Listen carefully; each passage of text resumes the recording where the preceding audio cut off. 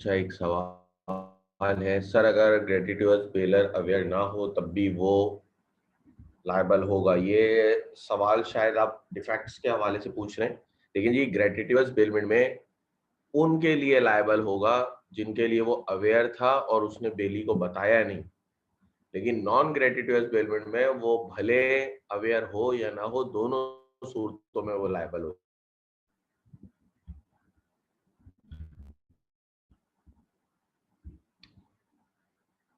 और कोई सवाल है किसी को?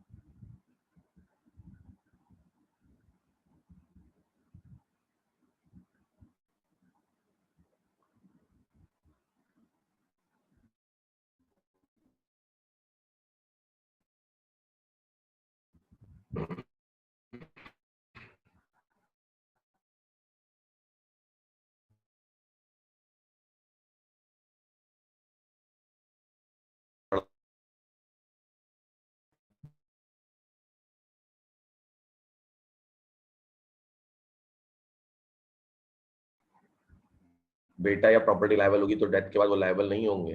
भाई देखिए, अगर उसकी डेथ होगी तो लाजमी की बात है, या तो पास्ट डेट्स के लिए उसकी प्रॉपर्टी लायबल होगी या फिर लीगल रिप्रेजेंटेटिव। तो लाजमी बात है प्रॉपर्टी भी लीगल रिप्रेजेंटेटिव को ही मिलती है, वही फिर इन केसेस को रिजॉल्व करता है।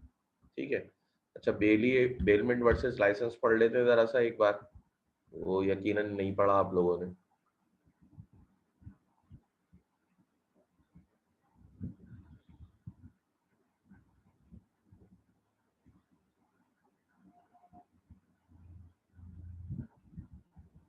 देखिए जी, a contract of licence is that under which one party is permitted to place his goods in the premises belonging to the other party. ठीक है। कह रहे हैं कि लाइसेंस का जो कॉन्ट्रैक्ट होता है ये क्या होता है कि एक पार्टी को परमिट किया जाता है कि वो गुड्स को प्लेस कर दे उन प्रेमिसेस के अंदर जो किसी दूसरी पार्टी से बिलोंग कर रही होती है। ठीक है। It is to be noted that in a contract of license there is no delivery of goods to the licensor. The licensor merely permits the licensee to use the licensor place for keeping the licensed goods. Thus, in a contract of license, the goods are not delivered to the licensor, while in bailment, the goods are delivered to the bailee and the bailee is responsible for their safety. ठीक है। बड़ा आसान सा है कि licence में क्या होता है, आप पढ़ लेते तो आपको खुद भी समझ में आ जाता कि लाइसेंस में क्या होता है कि आपको सिर्फ एक जगह का परमिट दिया जाता है कि आप इस जगह को यूज कर सकते हैं, इस पे अपनी गुड्स भी प्लेस कर सकते हैं, कुछ भी चीज आप कर सकते हैं। लेकिन बेलमेंट में क्या होता है, बेलमेंट में दरहकीकत गुड्स की डिलीवरी होती है। ठीक है। तो लाइसेंस एक किस्म का परमिट होता है, लेकिन बेलमेंट एक पूरा प्रोसेस है जिसमें बाकायदा गुड्स की डिलीवरी होती है और उसके लिए बेली लायबल होता है। जिस तरह फॉर एग्जाम्पल आप कार पार्किंग में जाते हैं, आप अपनी कार पार्क करते हैं, वो भी तो एक तरह का आप लाइसेंस ही लेते हैं, उनसे एक टिकट परचेज करके एक परमिट ले लेते हैं, यहाँ पे आप अपनी कार पार्क कर देते हैं। वो कोई बेलमेंट थोड़ी होती है कि वो आपकी गुड्स की देखभाल भी कर रहे हैं। ठीक है। तो वो भी बेसिकली लाइसेंस ही होता है।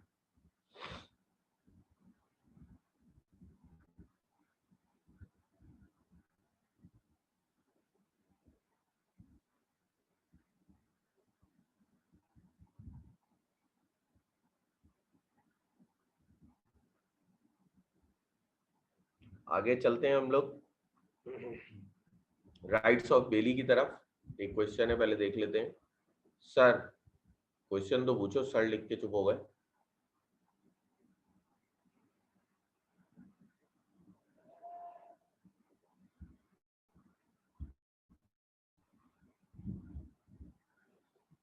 देखिए जी, राइट्स ऑफ, दोबारा मैं एक बार बता देता हूँ, शायद उनका जो क्वेश्चन था वो लाइसेंस के हवाले से था। लाइसेंस में सेफ्टी एश्योरेंस होती है कि कोई पर्पज नहीं होता? इट डिपेंड्स, इट डिपेंड्स कि आपके लाइसेंस की टर्म्स क्या है। ठीक है। जैसे कि कार पार्किंग में आपने देखा होगा कि वहां पे वो लिख देते हैं कि हमारी कोई जिम्मेदारी नहीं होती, वो सिर्फ आपको प्लेसमेंट दे देते हैं कि एक जगह दे देते हैं कि आप जो है वहां पे अपनी गाड़ी पार्क कर दें, उनकी कोई जिम्मेदारी नहीं होती कि वो उसकी देखभाल करेंगे। लेकिन अगर मैं किसी के साथ बेलमेंट करके जाऊंगा तो ड्यूटी टू केयर उसकी बिल्ट इन जिम्मेदारी है। ठीक है, लाइसेंस में ऐसी कोई जिम्मेदारी नहीं, लाइसेंस दर हकीकत एक परमिट होता है। ठीक है, कि आपको एक परमिशन मिल जाती है कि हाँ जी आप यहाँ पे गुड्स अपनी पार्क कर सकते हैं, लेकिन जिम्मेदारी कोई भी डिलीवरी ऑफ गुड्स ऐसी कोई भी चीज लाइसेंस में नहीं होती। क्लियर है?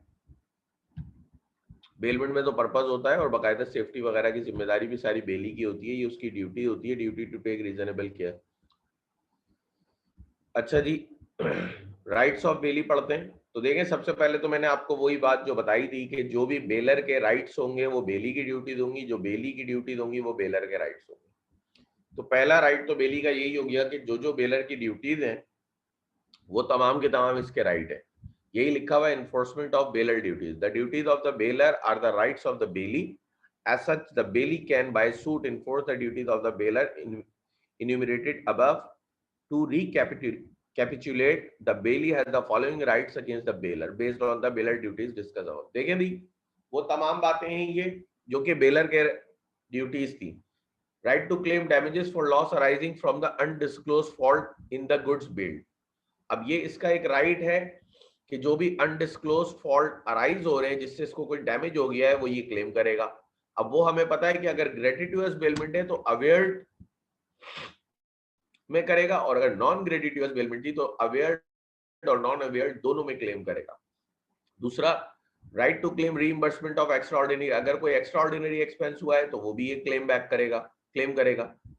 इन right to indemnity for any loss suffered by him by reason of the, अगर कोई डिफेक्टिव टाइटल था, फॉर एग्जाम्पल एक गुड्स थी जिसकी ओनरशिप मेरी नहीं थी और मैं अपने पड़ोसी के पास वो बेल करा के चला आता हूँ, बाद में रियल ओनर आके पड़ोसी पे सूट वगैरह फाइल कर देता है, तो ऐसी सूरत हाल में भी मैं जो भी नुकसान होगा मेरे पड़ोसी को मैं उसको इंडेमनिफाई करूंगा, ये मेरी ड्यूटी है और उसका राइट है।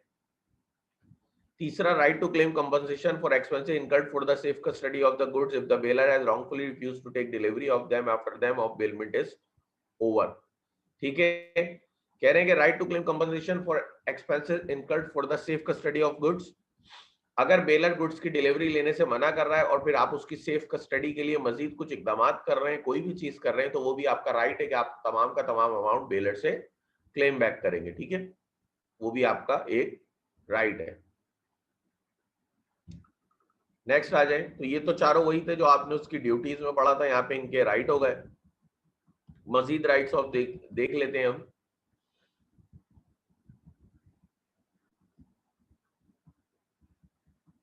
देखिए, right to deliver goods to one of several joint owners, joint bailors, where goods have been bailed by several joint owners, the bailee has a right to deliver them to or according to the directions of one joint owner without the consent of all, in the absence of any agreement to the contrary. कह रहे हैं कि अगर कोई भी goods बेल्ड हुई है जिसमें एक से ज्यादा ऑनर इन्वॉल्व थे, जॉइंट ऑनर थे, for example A B C ने मिलकर गुड्स बेल कराई हुई किसके पास, वाई के पास। अब वाई का ये राइट है कि वो किसी भी एक बेलर के डायरेक्शन पे डिस्पोज कर दें गुड्स को या उस एक बेलर को डिलीवर कर दें without the consent of other joint bailors. ठीक है, बाकी जॉइंट बेलर के कंसेंट के बिना वो किसी भी एक को दे भी सकते हैं गुड्स और उसकी इंस्ट्रक्शंस के ऊपर उसको डिस्पोज वगैरह जो भी है उसकी डायरेक्शंस को भी फॉलो कर सकते हैं। इसमें जरूरी है कि बाकी बेलर्स का भी कंसेंट हो। अच्छा जी, right to deliver goods in good faith to the baler without title. The bailee has a right to deliver the goods in good faith to the baler without title, without incurring any liability towards the true owner. देखें, ये बड़ा एक इसका right है कि अगर इसके पास कोई ऐसी गुड्स बेल्ड हुई हुई है जिसका टाइटल जो है, इसने जब भी गुड्स देनी है किसी को वो इस तरह से देनी है कि ट्रू ऑनर के ऊपर कोई भी लायबिलिटी ना आ रही हो इसकी। ठीक है, फॉर एग्जांपल इसके पास एक गुड्स बेल्ड होती है, एक मोटरसाइकिल बेल्ड हो गई, ठीक है, बेलर इसको देके चला गया, ट्रू ऑनर आके कह रहा है कि भाई ये जो है, देखें इसका तो ये ड्यूटी है कि ये डिलीवरी करे बेलर को जब पर्पस अकम्प्लिश हो जाए, लेकिन यहाँ पे अगर ट्रू ऑनर आके कहता है कि भाई ये गुड्स जो आपने बेल करी है उसकी नहीं है, ये मेरी है, तो इसके पास ये राइट है कि ये डिलीवरी गुड फेथ पे करेगा बेलर को। ठीक है, और ट्रू ऑनर की तरफ कोई भी लायबिलिटी क्रिएट नहीं होने देगा। ठीक है, ट्रू ऑनर की तरफ ये कोई भी लायबिलिटी जो है वो क्रिएट नहीं होने देगा, ये इसकी राइट है।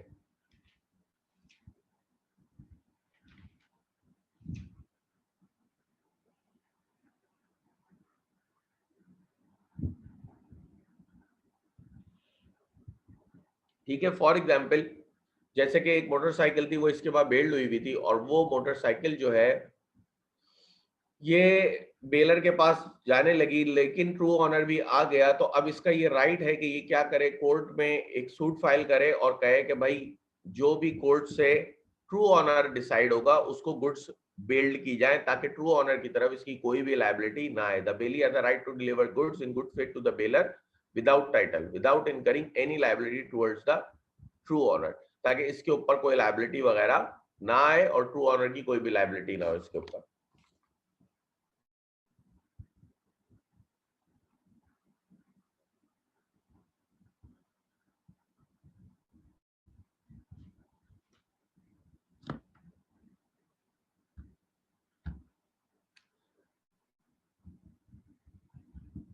देखिए दोबारा बताता हूं, देखिए बेलमेंट का पर्पस क्या है कि उसने गुड्स को वापस करना है। फॉर एग्जाम्पल वो जब गुड्स को वापस कर रहा है तो उसके पास एक ट्रू ऑनर खड़ा हो जाता है। फॉर एग्जाम्पल मिस्टर ए ने गुड्स बेल कराई मिस्टर बी के पास। अब बेलमेंट के बाद गुड्स जो है बी को ए को वापस करनी थी, लेकिन हुआ क्या कि मिस्टर सी ने आगे क्लेम करा कि ये गुड्स मेरी हैं, तो यहाँ पे इसका ये राइट है कि ये गुड्स को होल्ड कर लेगा और कोर्ट को रिक्वेस्ट करेगा कि आप डिसाइड करें ट्रू ऑनर कौन है, और फिर जो है ये गुड्स डिलीवर्ड करेगा। इस तरह से क्या होगा कि ये गुड्स जो है वो डिलीवर्ड भी होंगी और ट्रू ऑनर की तरफ से कोई भी लायबिलिटी इसके ऊपर नहीं आएगी। ठीक है, कि कोई केस वगैरह सूट वगैरह ऐसी कोई भी चीज इसके ऊपर नहीं होगी।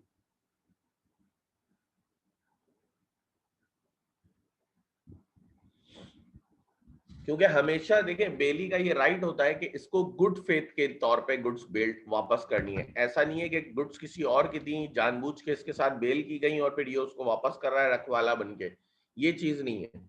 इसी को लॉ ने मना करा है ना, वरना मैं क्या करूं, किसी की बाइक चोरी करूं, अपने दोस्त के पास रखवा के गायब हो जाऊं, मेरा दोस्त कह देगा जनाब मैं तो बेली हूं, मैं तो जो है उसी को रिटर्न करूंगा। इसीलिए लॉ ने यहाँ पे इसको एक राइट दिया है कि अगर ऐसे कोई सिचुएशन होती है कि कोई और क्लेम करता है तो आप स्टॉप करें डिलीवरी और रिक्वेस्ट करें कोर्ट को कि कोर्ट डिसाइड करे ट्रू ऑनर कौन है, ताकि आपके ऊपर ट्रू ऑनर की तरफ से भी कोई लायबिलिटी ना आए।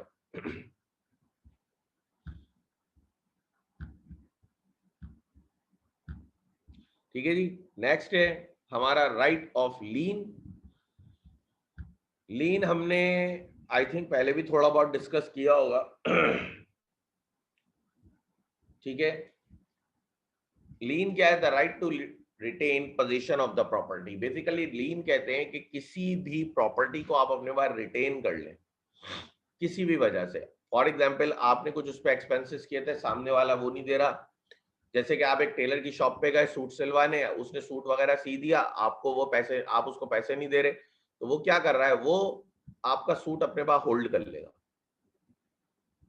अपने पोजीशन में रखेगा। ये चीज कहलाती है लीन। ये right of lean. The right to retain possession of the property or goods belonging to another until debt or claim is paid is called the right of lien. The right depends on possession and is lost as soon as the possession of the goods is lost. ठीक है, as such it is also called as possessory lien. Lien may be of two types, particular and general. देखिए ये lien इसमें बड़ा detail लिखा हुआ है। ठीक है, तो हम डिटेल में इसको देख लेते हैं।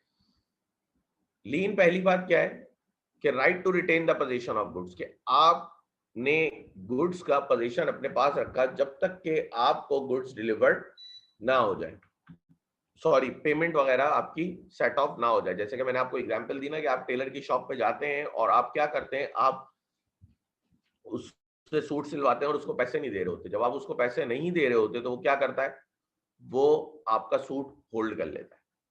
ये बेसिकली वो राइट ऑफ लीन अप्लाई कर रहा है कि राइट रिटेन कर लेता है पोजीशन अपने पास प्रॉपर्टी का, ताकि लीन वगैरह अब सॉरी आपसे पेमेंट वगैरह निकलवा सके। ठीक है, लेकिन इसमें एक खास बात यह है कि लीन तब तक है जब तक आपके पास गुड्स का पोजीशन है। अगर एक दफा आपने पोजीशन दे दिया तो आपके पास से लीन चला गया।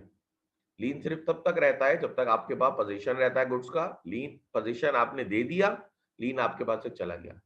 एक होता है जर्नल लीन, एक होता है पर्टिकुलर लीन। देखिए जी, जर्नल पर्टिकुलर लीन क्या है? जिस गुड्स के अगेंस्ट में पेमेंट है आपने वही गुड्स होल्ड कर ली, ये चीज कहलाती है पर्टिकुलर लीन। कि जिस गुड्स के अगेंस्ट में पेमेंट है वही गुड्स आपने होल्ड कर ली, ये चीज कहलाती है पर्टिकुलरली। जैसे कि आप टेलर की शॉप पे गए, आपने उसको एक सूट सिलने के लिए दिया और आप पैसे नहीं दे रहे, तो उसने वही सूट होल्ड किया हुआ है, ये पर्टिकुलर लीन है। जर्नल लीन क्या है? आपने टेलर को पूरे घर के सूट दिए सीने के लिए, ठीक है, आप पैसे नहीं दे रहे, उसने सारे सूट वापस कर दिए, लेकिन जो आखिरी आपके वालिद साहब का सूट था वो उसने रोका हुआ कि भाई सारे पैसे लेकर आओ फिर मैं सूट वापस दूंगा। तो ये बेसिकली हो गया पर्टिकुलरली, सॉरी, जर्नली। ठीक है, पर्टिकुलर क्या है? जिसके अगेंस्ट में है वही आपने होल्ड किया है।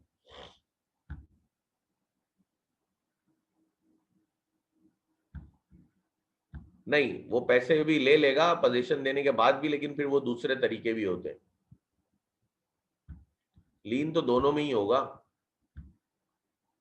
नॉन ग्रेटिटुअस में ही होगा लीन, क्योंकि वजह यही है कि आपकी कंपनसेशन ही नॉन ग्रेटिटुअस में होता है। ग्रेटिटुअस में तो गुड जेस्चर के तौर पे है ना, तो उसमें तो लीन आप अप्लाई क्या करेंगे?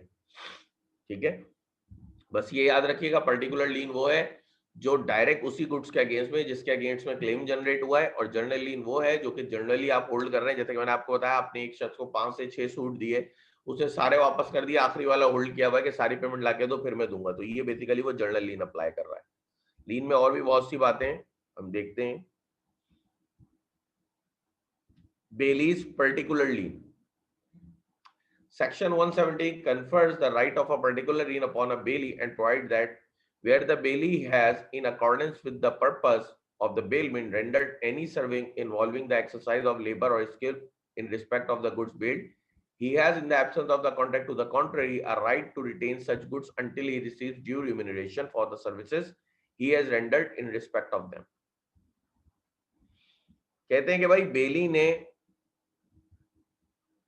बेली के पर्टिकुलर लीन को हम देखते हैं, उसके बाद फिर हम जर्नल लीन को देखेंगे। कहते हैं कि सेक्शन 170 कहता है कि बेली ने अगर कोई सर्विसेज अंजाम दी हैं जिसमें उसकी लेबर या स्किल्स इन्वॉल्व हुई है और जिसके अगेंस्ट में उसको कोई रिम्यूनरेशन मिलना था, तो वो पर्टिकुलर लीन बिल्कुल अप्लाई कर सकता है। ठीक है, अगर उसने कोई खिदमत अंजाम दी है जिसमें उसकी लेबर या स्किल्स इन्वॉल्व थी और हमारे पास कोई कॉन्ट्रैक्ट टू द कॉन्ट्ररी भी नहीं है, तो वो बिल्कुल जो गुड्स आपने बेल कराई है उसके ऊपर पर्टिकुलर लीन अप्लाई कर सकता है। लेकिन thus a bailee has a particular lien when the following conditions are fulfilled, अगर ये कंडीशंस फुलफिल होंगी तो ही वो पर्टिकुलर लीन अप्लाई कर पाएगा। ठीक है, अदरवाइज वो पर्टिकुलर लीन अप्लाई नहीं कर पाएगा। तो बारी बारी कंडीशन देखते हैं। पहली, the bailee must have rendered some services in relation to the things bailed and must be entitled to some remuneration for it which must not have been paid. पहली बात, जो भी गुड्स बेल्ड हुई हैं उससे लिंक बेली ने कुछ सर्विसेज दी हुई हो जिसके अगेंस्ट में उसको कुछ रिम्यूनरेशन मिलना हो जो अब तक ना मिला हो। जैसे कि मैंने आपको बताया कि आप टेलर को सूट सीने दे के जा, अनस्टिच क्लॉथ दे के जा रहे हैं और फिर वो जो है उसको स्टिच कर रहा है, तो ये क्या है, उसकी लेबर भी इन्वॉल्व हो रही है जिसके अगेंस्ट में उसको कुछ रिम्यूनरेशन मिलेगा, वो पेमेंट ना हुई हो। ठीक है, next point, the services rendered by the bailee must be one involving the exercise, labor or skill in respect of the goods bailed so as to confer an additional value to the article. ठीक है, कह रहे हैं कि जो भी services बेली अंजाम दे ये भी जरूरी है कि उसने आर्टिकल में वैल्यू एडिशन किया। उसने जो भी सर्विसेज अंजाम देनी है उसमें वैल्यू एडिशन किया हो। जैसे कि आप टेलर के बाद जब सूट देके आ रहे हैं उसने स्टिच कर दिया, स्टिच से उसकी वैल्यू एडिशन हो गई। ठीक है, उसकी वैल्यू बढ़ गई उस एक्सरसाइज से। समझ में आ रही है बात? जैसे कि अगर आप किसी को डायमंड देके आ रहे हैं वो कटिंग कर रहा है, या किसी को गोल्ड लेके आ रहे हैं वो उस पर पॉलिश कर रहा है, ठीक है, तो ये तमाम चीजें क्या है, ये वैल्यू एडिशन कर रही है। तो एक्सरसाइज इस तरह की होनी चाहिए, स्किल्स इस तरह की होनी चाहिए जो कि उसमें वैल्यू एडिशन भी करे सर्विस आपकी।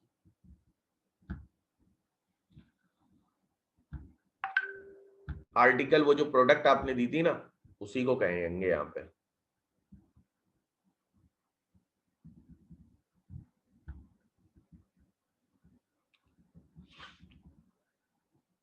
आगे देखें, it is to be emphasised that there is no lien if the labour and skill exercised by the bailee does not improve the value of the goods bailed. Thus, a person who takes a horse for feeding and keeping at his stable has no lien over his charges because no additional value has been added to the horse by his labor. Similarly, there is no lien for safe custody charges because there is no exercise of labor or skill. In such cases, the bailey can only sue the bailor for charges due. बात समझ में आई कि बेली particular लीन apply कब करेगा? पहली condition, उसने कुछ services अंजाम दी हो और उसका रिम्यूनरेशन ड्यू हो. दूसरी कंडीशन कि जो भी सर्विसेज उसने अंजाम दी है वो हर हालत में प्रोडक्ट की वैल्यू एडिशन कर रही हो. जैसे कि हमने बात करी कि आपने एक सूट दिया, वो स्टिच हो गया, वैल्यू एडिशन हो गई. आपने एक ज्वेलरी दी, वो पॉलिश हो गई, वैल्यू एडिशन हो गई. ठीक है. लेकिन अगर आप किसी को सेफ कस्टडी के लिए अपना हॉर्स देके जा रहे हैं या कोई भी ऐसी प्रोडक्ट देके जा रहे हैं तो उससे आप सेफ कस्टडी जरूर हो रही है लेकिन वैल्यू एडिशन नहीं हो रहा. ठीक है. वैल्यू एडिशन नहीं हो रहा तो बेली के पास पर्टिकुलर लीन का राइट नहीं है. बेली सिर्फ सूट फाइल कर सकता है जाके कि भाई अब जो है आप सूट के जरिए मुझे पैसे दें. कोर्ट में जाके सूट फाइल कर देगा. ठीक है. देखिए, पर्टिकुलर लीन बेसिकली क्या है? सूट फाइल करना है बेली के पास ऑलरेडी. ये क्या है? एक एडिशनल एडवांटेज है कि अगर उसके पैसे रुकते हैं तो कोर्ट जाने से पहले वो ये काम भी कर सकता है कि सूट वगैरह या कोई भी ऐसा आर्टिकल जो उसने दिया था उसको होल्ड कर ले, जो गुड्स बेल्ड हुई थी उसको होल्ड कर ले. लेकिन ये सिर्फ उसी के पास है जिसने सर्विस रेंडर्ड की हो और रेंडर्ड सर्विसेज से वैल्यू एडिशन हुआ और मजीद आगे कंडीशन भी है वो सब सेटिस्फाइड हो रही हो तो वो कर सकता है. अगर ये वैल्यू एडिशन वाली चीज ना हो रही हो, फॉर एग्जाम्पल आपके देखा हॉर्स सिर्फ अपने पास रख के सेफ कस्टडी में बैठे थे या ज्वेलरी सेफ कस्टडी में रख के बैठे हुए थे, तो सीधी सी बात है फिर आपको गुड्स तो वापस करनी है हर हालत में. हाँ, चार्जेस के लिए आप सूट फाइल कर सकते हैं. तो ये याद रखिएगा बात. तीसरा point, the services must have been performed in full in accordance with the directions of the bailor within the agreed time और रीजनेबल टाइम. जो भी सर्विसेज आपने अंजाम दी हो ये भी जरूरी है कि भाई वो बेलर की डायरेक्शंस पे हो.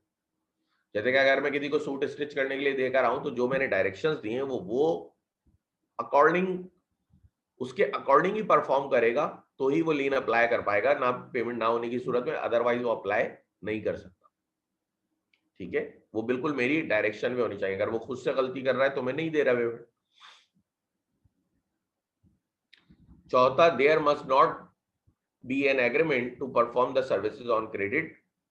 और ये इसमें जरूरी ना हो कि सर्विसेज जो है वो क्रेडिट पे अंजाम दी गई हो. ये भी जरूरी है कि कैश सेल हो, आपके पास कैश पे सर्विसेज अंजाम दी गई.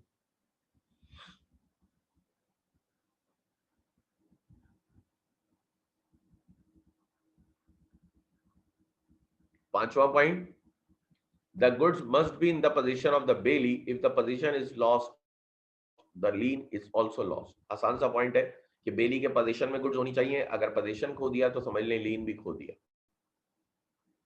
छठा पॉइंट, कोई भी कॉन्ट्रैक्ट टू द कॉन्ट्ररी आपके पास मौजूद नहीं होना चाहिए. कि ऐसा ना लिखा हो कि मैं आपको पेमेंट भले बाद में करूं लेकिन आप जो है मैं आपको भले पेमेंट ना भी कर सकूं तब भी आप जो है मुझे टाइमली सूट वगैरह वापस देंगे या टाइमली मेरी गुड्स बिल्ड वापस देंगे.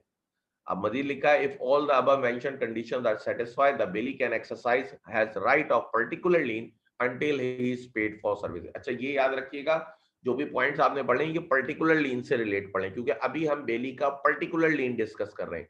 जनरल लीन डिस्कस करना अभी बाकी है. और मैंने आपको पहली फर्क बता दिया, पर्टिकुलर लीन वो है जो कि सेम प्रोडक्ट के अगेंस्ट में डेट क्रिएट हुआ हो. जनरल लीन वो है जो डिफरेंट उस पर आ रहा होगा. ठीक है. मजीद, the following point must also be noted in connection with the bailee's particular lien. ठीक है. मजीद कुछ पॉइंट्स हैं जिनको हम नोट कर लेने. पर्टिकुलर लीन से लिंक 2 पॉइंट है. The belly retaining the article to enforce his lean can not charge for keeping it. देखिए, ऊपर वाली 6 कंडीशन सेटिस्फाई हो जाए तो बेली पर्टिकुलर लीन तो अप्लाई कर सकता है. लेकिन ये 2 और चीजें हैं जिनको ध्यान में रखना होगा कि पर्टिकुलर लीन तो आप अप्लाई कर रहे हैं लेकिन ये ना हो पहले पॉइंट में लिखा है कि आप जो आपने उसकी गुड्स बिल्ड करी है मजीद कि वो पेमेंट आपको नहीं दे रहा. आप जितने दिन आप बिल्ड करें आप उसके भी चार्जेस लगा दें. वो आप नहीं लगा सकते. वो आप नहीं लगा सकते. दूसरा, the bailee can not exercise his lean for non-payment of extraordinary expenses incurred in relation to the things billed. It should sue for them. अच्छा जी, ये भी याद रखें कि ये रिम्यूनरेशन के लिए आप सिर्फ पर्टिकुलर लीन अप्लाई कर सकते हैं। अगर आपका कोई एक्स्ट्रा ऑर्डिनरी एक्सपेंस हुआ है तो उसके लिए पर्टिकुलर लीन की इजाजत नहीं देता लॉ, उसके लिए आप सिर्फ और सिर्फ सूट फाइल कर सकते हैं। ठीक है, जो रिम्यूनरेशन आपका ड्यू है उसके लिए सिर्फ पर्टिकुलर लीन अप्लाई होगा, अदरवाइज कोई एक्स्ट्रा ऑर्डिनरी एक्सपेंस है तो उसके लिए सूट फाइल होगा। तो पहली 6 बातें मुकम्मल होने के बाद हमने ये बात करी कि बेली जो है अपना पर्टिकुलर लीन अप्लाई कर सकता है अगर ये 6 कंडीशन सेटिस्फाई हो जाए। और फिर हमने मजीद बात करी कि 2 बातों का और ध्यान रखना है कि ठीक है आपने पर्टिकुलर लीन तो अप्लाई करा, आपने गुड्स को मजीद रिटेन भी करा, लेकिन ऐसा ना हो कि मजीद रिटेन करने के भी आप पैसे चार्ज करने लगे, वो आप नहीं कर सकते। दूसरी बात, जो भी पर्टिकुलर लीन आप अप्लाई करेंगे वो सिर्फ और सिर्फ नॉन पेमेंट के लिए कर सकते हैं, रिम्यूनरेशन की, किसी एक्स्ट्रा ऑर्डिनरी एक्सपेंस के लिए नहीं कर सकते। एक्स्ट्रा ऑर्डिनरी एक्सपेंस के लिए लॉ ने हमें कहा है कि आप सूट फाइल करें।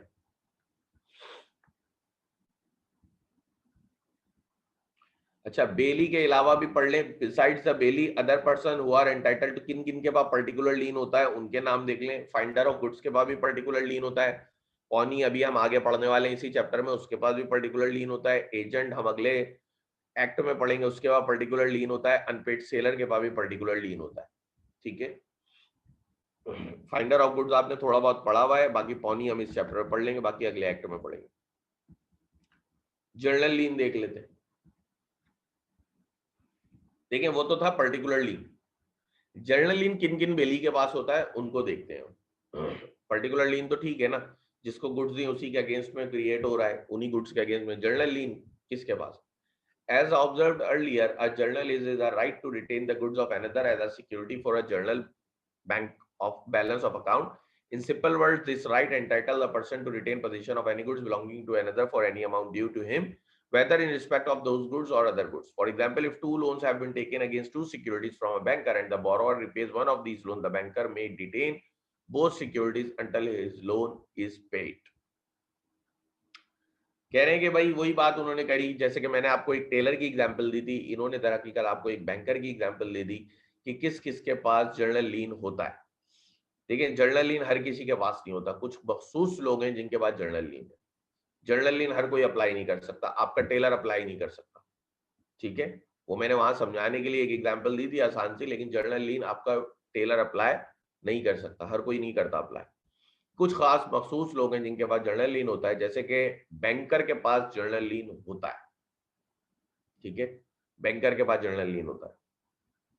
इन्होंने कहा कि एक शख्स ने 2 लोन बैंक से लिए, 2 सिक्योरिटी रखवाई, एक लोन उसने वापस कर दिया, एक लोन वो वापस नहीं कर रहा, तो बैंक उसकी दोनों सिक्योरिटीज को होल्ड कर सकता है एज अ जर्नल लीनर, और जर्नल लीन अप्लाई करते हुए, और कहेगा कि जब तक पूरी पेमेंट नहीं होगी हम दोनों सिक्योरिटीज आपकी वापस नहीं करेंगे। तो बैंकर के पास, अब हमने कैटेगरीज देखनी किन किन के पास जर्नल लीन है।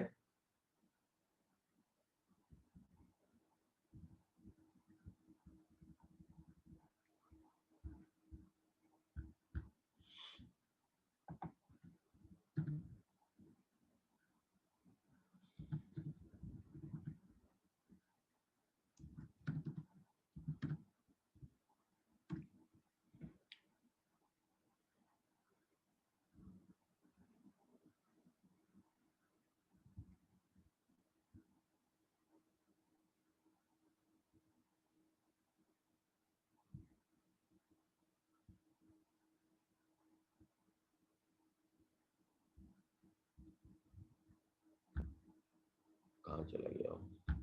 ठीक है, अच्छा जी, बैंकर को देखते हैं। बैंकर के बाद, banker has a general lien on all goods, cash, cheque, security deposit with him as a banker by customer for any money due to him as a banker. Thus, where a customer has a credit balance in one account of the bank, at the same he owes money to the bank on another, the banker journal lien entitles him to refuse the customer to operate the account in which he has a credit balance till he clears the debt due to the bank. ठीक है जी, पहली बात तो ये हो गई कि banker के पास जर्नल लीन होता है। अगर आपके पास एक से ज्यादा अकाउंट है और आपने एक अकाउंट में ओवरड्राफ्ट किया हुआ है और दूसरे अकाउंट में बैलेंस है, तो बैंक आपको दूसरा अकाउंट भी ऑपरेट करने से रोक सकता है। कहेगा कि भाई नहीं, जिस अकाउंट में लायबिलिटी है पहले वो सारी आप पे करें, उसके बाद आप जो है वो अपना दूसरा अकाउंट भी ऑपरेट कर सकते हैं, भले उसमें बैलेंस ही क्यों ना हो। लेकिन इसमें एक और चीज का याद रखिए कि अगर आप बैंक में कोई लॉकर वगैरह लेते हैं, अगर कोई सेफ कस्टडी के लिए आप लॉकर वगैरह बैंक में ले रहे हैं, तो बैंक उस पर जर्नल लीन को अप्लाई नहीं कर सकता। ठीक है, कि अगर आपने कोई गुड्स रखवाई हुई है बैंक में सेफ कस्टडी के लिए, मतलब लॉकर लिया हुआ है बैंक के अंदर, तो जो लॉकर में प्रोडक्ट है, लॉकर ऑपरेट वगैरह करने से बैंक आपको नहीं रोक सकता, वो बिल्कुल आप ऑपरेट कर सकते हैं।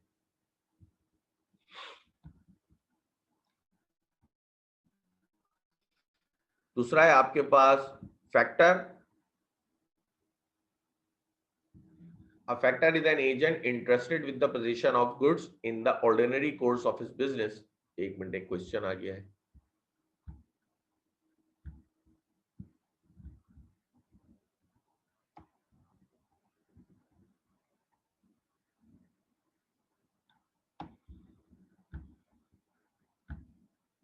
सर ये दोनों पॉइंट सेम है।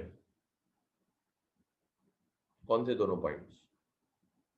देखिए, पहले में पॉइंट नहीं था पहला कोई, पहला मैंने सिर्फ जर्नल लीन समझाया था आपको कि जर्नल लीन जो है वो क्या चीज होती है। ठीक है, कि जर्नल लीन मैंने बताया ना, एक शख्स ने बैंक से 2 लोन लिए हुए थे, 2 सिक्योरिटीज रखवाई हुई थी, लेकिन एक उसने वापस कर दी तो बैंक को चाहिए था, दूसरी एक सिक्योरिटी वापस कर दिया, बैंक ने कहा नहीं, हम दोनों सिक्योरिटी होल्ड करेंगे, जब आप दोनों लोन की पूरी पेमेंट हो जाएगी तो फिर हम आपको वापस देंगे। ये बेसिकली जर्नल लीन था। बात ये है कि बैंकर के बाद अब किन किन लोगों के पास जर्नल लीन होता है? जर्नल लीन हर किसी के पास नहीं होता, पहली बात तो। ठीक है, जर्नल लीन हर किसी के पास नहीं होता। ठीक है, क्यों? कुछ खास लोग हैं जिनको जर्नल लीन दिया गया, उसमें से एक है बैंकर। बैंकर्स के बाद जर्नल लीन होता है कि अगर एक अकाउंट में आपके निगेटिव बैलेंस आ गया है, कि आपने बैंक से ओवरड्राफ्ट कर दिया, ओवरड्राफ्ट आप लोगों को पता होगा, जब आप कंपनी अकाउंट में बैलेंस ना हो और उसको यूज कर लें, बेसिकली बैंक से लोन होता है वो शॉर्ट टर्म लोन। ठीक है, और दूसरे अकाउंट में आपके बैलेंस पड़ा है, तो बैंक आपको बिल्कुल कह सकता है कि जनाब पहले आप वो वाला अकाउंट भी क्लियर करें, उसके बाद आप ये अकाउंट ऑपरेट कर सकते हैं, अदरवाइज ये अकाउंट आप ऑपरेट नहीं कर सकते, इसमें कोई भी चेक डिपॉजिट वगैरह क्लियर वगैरह नहीं होगा। लेकिन अगर आप कोई गुड्स सेफ कस्टडी के तौर पे रखवा रहे हैं, क्योंकि सेफ कस्टडी के तौर पे अगर आप कोई गुड्स रखवाते हैं तो उसमें क्योंकि लॉ ने मना कर दिया है, इस वजह से उस पर जर्नल लीन अप्लाई नहीं हो सकता कि बैंक आपको बोले नहीं, जो गुड्स आपने रखवाई हैं वो भी हमने होल्ड कर लिए कि आप अकाउंट्स का बैलेंस क्लियर करें, नहीं। ठीक है, वो एक एडिशनल फैसिलिटी बैंक ने आपको दी हुई है, तो उस पर जर्नल लीन बैंक अप्लाई नहीं कर सकता।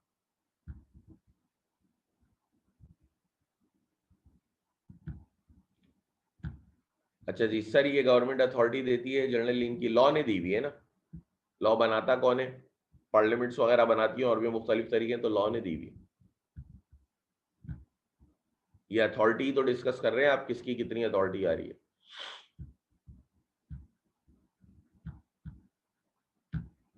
Factor. A factor is an agent interested with the possession of goods in the ordinary course of his business for the purpose of sale. He is a journal lien on the goods of his principal if it is due to him by his principal, whether for advances or for remuneration. देखें जी, factor कौन होता है? जो goods अपने position में लेके उसके position में गुड्स होती हैं। फैक्टर देखिए, हर तरह के एजेंट के पोजीशन में गुड्स नहीं आती। फैक्टर क्या है? एक एजेंट ही होता है, लेकिन इसकी खास बात क्या होती है, इसके पोजीशन में गुड्स भी होती हैं, या आगे भी हम डिटेल में पढ़ेंगे, सेल ऑफ गुड्स एजेंट में भी पढ़ेंगे। ठीक है, फिर सेल ऑफ गुड्स में भी पढ़ेंगे। तो फैक्टर क्या है? फैक्टर एक एजेंट है जो खास तौर पे अपने पोजीशन में गुड्स रखता है। ठीक है, अपने पोजीशन में लेता है और उनको सेल करता है प्रिंसिपल के बिहाफ पे। ठीक है, लेकिन फैक्टर के पास भी जर्नल लीन होता है कि अगर प्रिंसिपल की तरफ से उसका कोई अमाउंट ड्यू हो रहा है किसी और गुड्स के अगेंस्ट में, तो वो ये वाली गुड्स भी होल्ड कर सकता है कि आप मेरी पेमेंट करें। ऐसा नहीं है, तो फैक्टर को भी लॉ ने जर्नल लीन अलाउ किया हुआ है।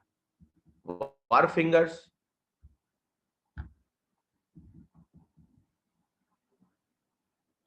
वार फिंगर्स के पास भी जर्नल लीन होता है। वार्फ बेसिकली आपने देखा होगा, अगर कभी आप पोर्ट वगैरह पे जाएं तो एक लंबी सी ट्रैक वगैरह बना हुआ होता है, लकड़ी वगैरह का होता है, कभी लोहे वगैरह का होता है, वो चीज कहलाती है वार्फ। वार्फ फिंगर कहते हैं उसका जो ऑनर होता है। बेसिकली जहां पे शिप लोड अनलोड होता है ना, उसको हम वार्फ कहते हैं। नहीं, स्टेट एजेंट के पोजीशन में गुड्स थोड़ी होती है। स्टेट एजेंट को क्या आप अपना घर दे देते हैं चाबी? ठीक है, स्टेट एजेंट ब्रोकर्स होते हैं। ठीक है, वार्फ फिंगर्स होता है कि वार्फ क्या होती है, जहां पे शिप लोड और अनलोड होता है ना, तो वो जो ट्रैक टाइप का बना हुआ होता है वो चीज कहलाती है वार्फ। और वार्फ फिंगर होता है उसका honour. A wharf finger has a journal lien on the goods as regards charges due for the use of wharf against the owner of the goods. उसके पास भी, वार फिंगर के पास भी जर्नल लीन मौजूद होता है कि वो किसी भी गुड्स के लिए अप्लाई कर सकता है अपना डेट, कोई भी गुड्स आपकी होल्ड कर सकता है अपने डेट के लिए, उसके पास भी एक जर्नल लीन मौजूद होता है। Attorneys of high court, attorneys या सॉलिसिटर, इनको आप एक तरह से वकील ले लें, ठीक है, उसी की कैटेगरी है, थोड़ा सा डिफरेंस होता है लेकिन उसी की कैटेगरी है, बेसिकली उन्हीं को कहते हैं वकीलों को। An attorney or solicitor of a high court has a general lien on all papers and documents belonging to his client which are in his possession in his professional capacity until the fee for his professional services and cost incurred by him are paid. But if the solicitor refuses to act any more for the client, he is not entitled to any lien. ठीक है, कहते हैं कि जो भी solicitor वगैरह आपके होते हैं, वकील वगैरह होते हैं जनाब, इनके पास भी एक जर्नल लीन होता है कि कोई से भी डॉक्यूमेंट्स आपके होल्ड कर सकते हैं ताकि आप उनकी पेमेंट वगैरह दे दें। But if the solicitor refuses to act any more for the client, he is not entitled. लेकिन अगर वो मजीद आपके साथ काम नहीं करना चाह रहा तो फिर वो उसके बाद जर्नल लीन का राइट चला जाता है, फिर वो सूट फाइल कर सकता है आपके पास, ठीक है, अगर वो बिल्कुल खत्म करना चाह रहा है। वरना उसके पास भी एक जर्नल लीन होता है कि वो आपकी प्रॉपर्टी वगैरह जो पोजीशन में डॉक्यूमेंट्स वगैरह होते हैं उनको होल्ड करे, ठीक है। एन अटॉर्नी और solicitor of high court has a general lien on all paper document belonging to his client which are in possession in his professional capacity until the fee for his professional service and the costs incurred by him are paid. But if the solicitor refuses to act any more for the client, he is not entitled to any lien. ठीक है, जैसे कि इस बात को समझें, देखिए एक केस चल रहा है, आपका वकील है, आपके 3-4 केस डील करता है, उसने बाकियों की पेमेंट हुई भी है, किसी की पेमेंट रह गई, तो बहरहाल उसने एक जर्नल लीन अप्लाई करा और किसी के डॉक्यूमेंट आपके लिए होल्ड कर लिए। अगर उसने आपके डॉक्यूमेंट होल्ड करे कि उसका रिम्यूनरेशन ड्यू है तो फिर तो बात सही है, वो जर्नल लीन अप्लाई करके होल्ड कर रहा है। लेकिन अगर उसने कहा कि मैं मजीद आगे इस केस को या इस सूट को कैरी नहीं करना चाहता, आप किसी और वकील को पकड़ लें, तो ऐसी सूरत हाल में फिर वो जर्नल लीन का राइट खो देता है, ठीक है। अगर इस तरह की वो बात करता है कि मैं मजीद आपके साथ काम नहीं करना चाह रहा, इस केस को मैं कैरी मजीद नहीं करना चाह रहा, आप किसी और को ले लें, तो फिर वो जर्नल लीन का राइट खो देता है। Policy brokers, they can retain the policy of fire or marine insurance for their brokerage. Policy brokers जो उनका कमीशन होता है वो भी पॉलिसी वगैरह होल्ड कर सकते हैं जब तक कि उनको कमीशन नहीं मिलता। इसके अलावा है any other person if there is an express contract to that effect. इसके अलावा कोई भी ऐसा शख्स जिसके साथ एक्सप्रेसली आपने कॉन्ट्रैक्ट किया हुआ हो कि हाँ अगर कल को मैं तुम्हें पेमेंट ना दूं तो तुम मेरी कोई भी चीज, ये वाली नहीं बल्कि इसके अलावा भी अगर कोई चीज है तो वो होल्ड कर लेना, तो इसका मतलब है आपने खुद से उसको जर्नल लीन दे दिया। ऊपर वाले 5 जो हैं उनको लॉ ने जर्नल लीन दिया है, लेकिन छठे में लॉ ने चॉइस दे दी कि आप अपने एग्रीमेंट के तहत भी किसी को भी जर्नल लीन प्रोवाइड कर सकते हैं। क्लियर है? यहां तक आगे बढ़ते हैं।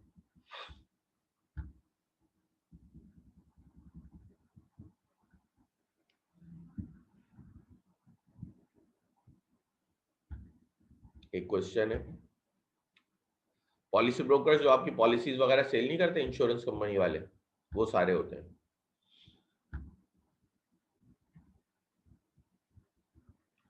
राइट्स ऑफ बेलर, बेली के राइट्स पढ़ लेते हैं, अब बेलर के राइट्स पढ़ लेते हैं।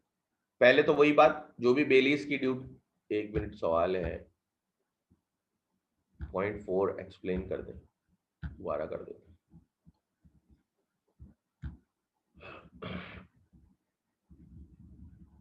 पॉइंट 4 था अटॉर्नीज या सॉलिसिटर्स जो आपके लॉयर्स वगैरह होते हैं, इनके पास भी ये लीन होता है, जर्नल लीन होता है कि वो अपनी प्रोफेशनल कैपेसिटी पे रहते हुए आप पे जर्नल लीन अप्लाई कर सकते हैं कि किसी भी डेट के लिए कोई सी भी चीज वो होल्ड कर सकते हैं, ठीक है। जो भी उनकी कॉस्ट आप पे निकल रही है, जो भी एक्सपेंसेस उन्होंने आपके बेहाफ पे करें, लेकिन अगर देखिए वो तब पे कर सकते हैं जब वो काम पूरा कर रहे हो। अगर वो आपको ये कहे कि देखिए यहाँ तक तो मैंने काम करा है, मजीद आगे मैं इस केस को कैरी नहीं कर सकता, इसको आप किसी और लॉयर से कर लें, तो फिर वहां पे वो डॉक्यूमेंट्स वगैरह आपके होल्ड नहीं कर सकता, भले उसका अमाउंट आपके ऊपर ड्यू हो। क्यों? क्योंकि वहां पे उसने खुद मना करा कि मैं मजीद आगे आपके लिए काम नहीं कर सकता, तो उस जगह वो आपके डॉक्यूमेंट्स होल्ड नहीं कर सकता, उस जगह उसको आपको डॉक्यूमेंट्स वगैरह सारे प्रोवाइड करने हैं, वहां पे जाके वो लीन का राइट खो देता है। लेकिन अगर पूरा काम वही कंप्लीट कर रहा है, सारी चीजें कर रहा है, तो फिर जर्नल लीन अप्लाई करता है। राइट्स ऑफ बेलर, पहला तो वही हो गया जी, इन्फोर्समेंट ऑफ बेली ड्यूटीज के बेली की जो भी ड्यूटीज हैं, वो तमाम की तमाम बेलर के राइट्स की इन्फोर्समेंट है। तो सबसे पहले तो वही चीज करनी है। तो उसमें देखें सबसे पहला पॉइंट यही है, right to claim damages for loss caused to the goods bailed by the bailee negligence. Bailee की ड्यूटी थी ड्यूटी टू केयर, बेली कोई नेग्लिजेंस करेगा तो लॉस होगा, तो वो क्लेम डैमेज करेगा, बेलर जो है वो डैमेजेस क्लेम करेगा कि भाई आपने मेरी गुड्स को नुकसान कर दिया। दूसरा, right to claim compensation for any damage arising from or during unauthorised use of goods bailed. अगर कोई वो गुड्स को अनऑथराइज यूज कर रहा था बेली, उससे कोई लॉस होता है तो वो भी बेलर का राइट है कि वो क्लेम करेगा। तीसरा, वो कंपनसेशन क्लेम करेगा अगर बेली ने उसकी ड्यूटी गुड्स को मिक्स कर दिया, क्योंकि बेली की जिम्मेदारी थी गुड्स को मिक्स नहीं करना, लेकिन अगर वो मिक्स करता है तो बेलर का ये राइट है कि वो उससे क्लेम करेगा। फिर बेलर की ये भी राइट है कि वो डिमांड करेगा कि अपनी गुड्स वापस ले जब बेलमेंट का पर्पस खत्म हो जाए या बेलमेंट का पीरियड एक्सपायर हो जाए। पांचवा, कि अगर गुड्स में कुछ इंक्रीज होता है, ठीक है, तो वो भी वो बेलर से डिमांड करेगा। जैसे कि मैंने आपको बताया था कि आपने एक काऊ दी और उसका बच्चा वगैरह हो गया, तो वो भी वो डिमांड करेगा। दूसरा, इसका मजीद राइट पढ़ते हैं, उसी में कुछ एडिशन है। Right to terminate bailment if the bailee uses the goods wrongfully. ठीक है, अगर रॉन्गफुली गुड्स को यूज करते हुए बेली यूज कर रहा है बेलमेंट की गुड्स को, तो बेलर का ये राइट है कि वो बेलमेंट को टर्मिनेट कर सकता है, मतलब खत्म कर सकता है। ठीक है, अगर बेली गुड्स को रॉन्गफुली यूज करता है तो बेलर का ये राइट है कि वो बेलमेंट को टर्मिनेट कर सकता है। फॉर एग्जाम्पल, जैसे कि मैंने आपको टैक्सी की एग्जाम्पल, कार की एग्जाम्पल दी थी कि आप कार लाए रेंट पे कि शादी में जाना है और आप उसको टैक्सी बना के चलाने लगे। ये क्या है? ये ऐसी रॉन्गफुल यूज कर रहे हैं आप कि वो बेलमेंट को टर्मिनेट कर सकता है। जैसे कि इसमें भी एग्जाम्पल लिखी हुई है कि आपने राइडिंग के लिए किसी को हॉर्स दिया अपनी, और बाद में आपने देखा कि वो कार्ट में लगा के चला रहे हैं, ठीक है, या कैरेज में यूज कर रहे हैं कि सामान वगैरह पहुंचा रहे हैं उस पर, ऐसी कोई चीज कर रहे हैं, तो ये भी ऐसी सूरत हाल में भी बेलर का ये राइट है कि वो बेलमेंट को टर्मिनेट कर सकता है before the expiration of time या before the accomplishment of purpose, दोनों चीजों से पहले। जब भी तो टर्मिनेट हो रही है कि उसका ये राइट है कि वो जो है अगर रॉन्गफुली गुड्स को यूज होते हुए देख ले या उसको पता चल जाए, तो वो बेलमेंट का टाइम एक्सपायर होने से पहले या बेलमेंट का पर्पस पूरा होने से पहले पहले भी उसको टर्मिनेट कर सकता है। दूसरा right, right to demand return of goods at any time in case of gratuitous bailment. When the goods are lent without reward, the bailor can demand their return whenever he pleases, even though he lent them for a specified purpose or time, and the bailee is not guilty of wrongful use. But if the premature return of goods causes the bailee loss in excess of benefit actually derived by him from the use of such goods, the bailor must indemnify the bailee for the amount in which the loss to occasion exceeds the benefits derived. देखें, अगर ग्रेटिट्यूअस bailment है, अगर ग्रेटिट्यूअस bailment है जो कि आपको पता है कि रिवॉर्ड के बिना होती है, अगर ग्रेटिट्यूअस बेलमेंट है तो बेलर का ये राइट है कि वो किसी भी वक्त गुड्स को डिमांड बैक कर सकता है, वो गुड्स को डिमांड कर सकता है कि मुझे वापस दें, ठीक है, भले बेलमेंट का पीरियड अभी एक्सपायर ना हुआ। समझ रहे हैं बात? भले बेलमेंट का पीरियड एक्सपायर ना हुआ हो, अगर ग्रेटिट्यूअस बेलमेंट थी तो किसी भी वक्त गुड्स को डिमांड कर सकता है कि आप ये गुड्स वापस दे दें, ठीक है। लेकिन इसमें एक बात का ध्यान रखना है, अगर उसने डिमांड किया और उससे कोई नुकसान हो रहा है, तो फिर जो नुकसान हो रहा है और जो बेनिफिट था, हम उसका डिफरेंस निकालेंगे और वो डिफरेंस जो है आपने पे ऑफ करना पड़ेगा। बट यही लिखा हुआ है, but if the premature return of goods causes the belly loss in excess of benefit actually drive, कि बेली ने जितना बेनिफिट नहीं लिया उससे ज्यादा तो उसका नुकसान हो गया, ठीक है, तो उससे ज्यादा उसका नुकसान हो गया, तो सीधी सी बात है फिर जो भी उसको लॉस हुआ है वो आप पे करें। जैसे कि आपने अपने दोस्त को एक किताब दी थी पढ़ने के लिए, वो किताब इस हालत में दी कि उसको रिपेयर कराए बिना वो पढ़ नहीं सकता था, तो उसने उसको बाइंडिंग वगैरह सब कराई, बाइंडिंग करा के आज जैसे ही आया, अभी पढ़ी ही नहीं थी, आपने वापस ले ली, क्योंकि आपने कहा देखें जी मैं बेलर था, मेरा ये राइट था, ये ग्रेटिट्यूअस बेलमेंट थी, मैं कभी भी वापस ले सकता हूँ। तो यहाँ पे अगर डिफरेंस निकालें तो देखें बेनिफिट उसको हुआ ही नहीं है, कॉस्ट उसकी लग गई है तो वो कॉस्ट जो है वो आप पे करेंगे। तो जब भी आप बिफोर एक्सपायरेशन, एक्सपायरेशन से पहले या पर्पस पूरा होने से पहले ग्रेटिट्यूड बेलून में भी डिमांड बैक करेंगे गुड्स को, तो ठीक है, आपका राइट है, आप डिमांड करें। लेकिन ये भी है कि अगर बेली को कोई लॉस हो गया जो उसने बेनिफिट लिया उससे ज्यादा है, तो वो आपने पे ऑफ करना पड़ेगा, उसका डिफरेंस जो भी होगा। क्लियर है यहां तक?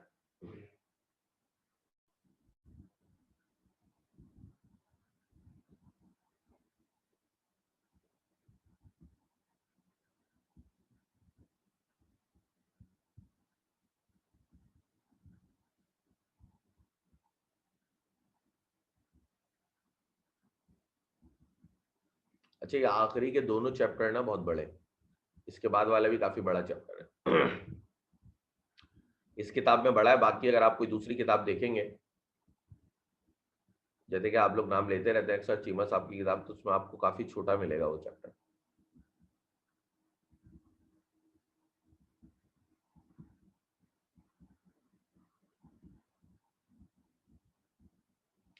Rights of bailors and bailee against wrongdoers. ठीक है, इसको थोड़ा मार्क करें या आप पढ़िएगा, नेक्स्ट क्लास में मैं आपसे पूछूंगा, और अगर आप नहीं बता पाए तो मैं खुद ही बता दूंगा, जैसे आज मैंने लाइसेंस का आपको बता दिया। ये मैं थोड़ा सा आपको इसलिए देता हूँ कि इस बहाने आप किताब खोल लें और उसको थोड़ा सा पढ़ लें, क्योंकि मोस्टली स्टूडेंट्स आप में से बिल्कुल भी नहीं पढ़ रहे, तो जो नहीं पढ़ रहे हैं वो फिर पेपर में परेशान होकर बैठे हुए होंगे। और मैं देता भी बहुत आसान सी चीज हूँ पढ़ने के लिए। Termination of bailment.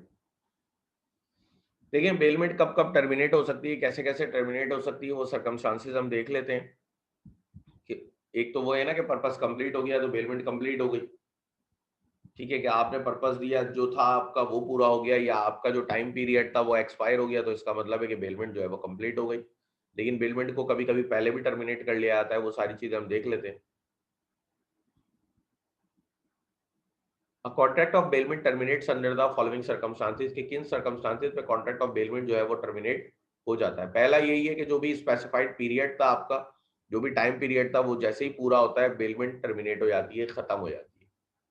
ठीक है।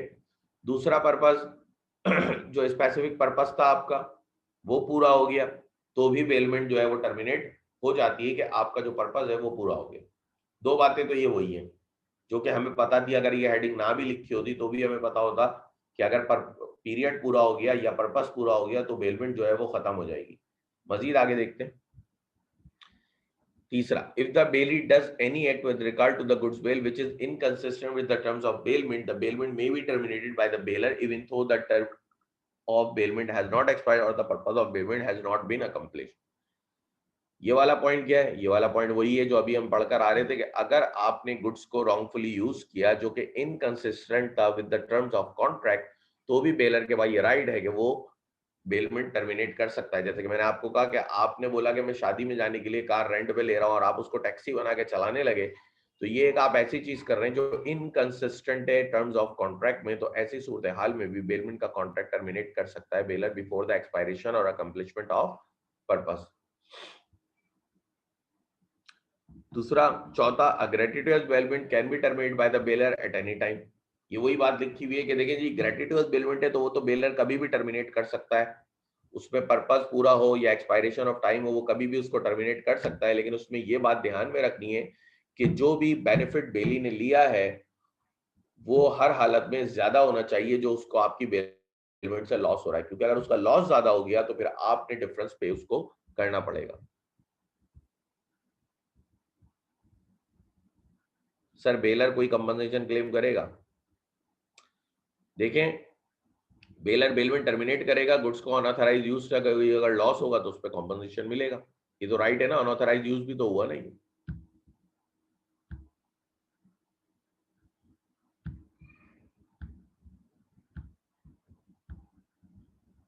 Next, a gratuitous payment is terminated by death either of the bailor nor of the or of the बेली। देखिए, ग्रेटिट्यूअस बेलमेंट टर्मिनेट हो जाती है बेलर या बेली में से किसी की भी डेथ हो जाए तो ग्रेटिट्यूअस बेलमेंट जो है वो तो टर्मिनेट हो जाती है। नॉन ग्रेटिटुअस में लीगल रिप्रेजेंटेटिव वगैरह भी आ जाते हैं, लेकिन ग्रेटिटुअस बेल में टर्मिनेट हो जाती है। तो चार बातें, पांच है। पहली तो ये थी कि भाई पर्पस पूरा हो गया, दूसरी ये थी पीरियड पूरा हो गया, तीसरी थी उसने आपको रॉन्गफुली गुड्स को यूज करते हुए देखा तो वो टाइम से पहले बेलमेंट टर्मिनेट कर रहा है, चौथी थी कि बेलमेंट जो है वो टर्मिनेट कर सकता है बेलर ग्रेटिटुअस बेलमेंट किसी भी वक्त, लेकिन उसने ये भी कंसीडर करना है कि बेली को जो लॉस हो रहा है अगर वो उसके बेनिफिट जो उसने लिए उससे ज्यादा हो गया तो फिर उसने वो भी कॉम्पनसेट करना है। और पांचवी ये है कि अगर ग्रेटिटुअस बेलमेंट है तो वो दोनों में से किसी एक की भी डेथ हो जाए, बेलर या बेली की, तो वो टर्मिनेट हो जाती है। नॉन ग्रेटिटुअस नहीं होती क्योंकि उसमें फिर लीगल रिप्रेजेंटेटिव आके उसको पूरा करते हैं। नेक्स्ट आपका टॉपिक है फाइंडर और lost of goods, finder of lost goods.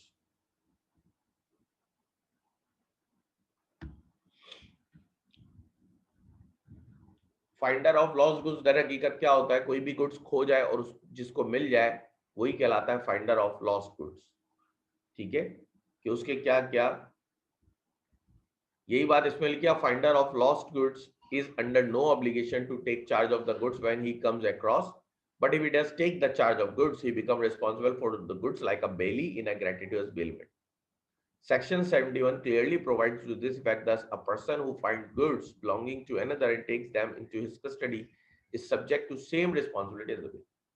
पहली बात तो लॉ ने कही कि देखिए जरूरी नहीं है कि आपको कोई खोई हुई चीज दिख रही है, रास्ते में पड़ी हुई चीज दिख रही है तो आप उसको उठाएं, आप गुजर जाए, आप नहीं ले, आप पे कोई हमने ऑब्लिगेशन नहीं रखी हुई कि आपने हर हालत में उसको टेक केयर करना है। पहली बात तो लॉ ने ये कही। दूसरी बात उन्होंने कहा अगर आप उसको अपनी कस्टडी में ले लेते हैं तो इसका मतलब है आप साथ साथ एक बेली की रिस्पॉन्सिबिलिटी भी ले लेते हैं, क्योंकि फिर आप बिल्कुल उस गुड्स के लिए वैसे ही हो जाते हैं जैसे कि एक बेली होता है, कि उसको रीजनेबल केयर भी करेगा, सारी चीजें करेगा, सही, आप बिल्कुल वैसे ही हो जाते हैं। इसी तरह अब फाइंडर आप बन गए, जिसके लिए आपको किसी ने मजबूर नहीं करा, आप अपनी मर्जी से बने, तो जब आप बन गए तो आपकी कुछ ड्यूटीज भी हैं, कुछ राइट्स भी हैं। ड्यूटी क्या है? पहली ड्यूटी तो यही है कि आपने ट्रू ऑनर को ढूंढना है, आपने पूरी कोशिश करनी है, तमाम रीजनेबल एफर्ट्स करनी है कि ट्रू ऑनर को ढूंढना है। और ट्रू ऑनर को ढूंढना जो है वो सच्ची बात है केस टू केस वेरी करेगा,